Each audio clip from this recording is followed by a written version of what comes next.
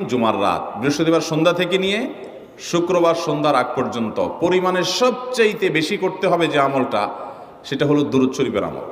নবী করিম সাল্লাল্লাহু আলাইহি ওয়াসাল্লাম বলেছেন, আকসিরু আলাইয়া মিনাস সালাতি মিন ইয়াউমিল জুমআতি ওয়া লাইলাতিল জুমআহ, তোমরা জুমার দিন এবং জুমার রাতে আমার প্রতি বেশি বেশি দুরূদ পাঠ করবে, দুরূদ প্রেরণ করবে।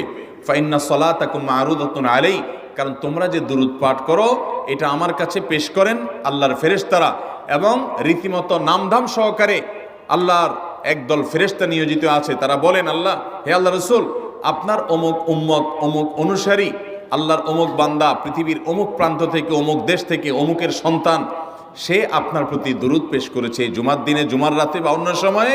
এটা নবী করিম সাল্লাল্লাহু আলাইহি ওয়াসাল্লামের কাছে রিপোর্ট দেওয়া হয় আল্লাহর নিযুক্ত ফেরেশতাদের মাধ্যমে।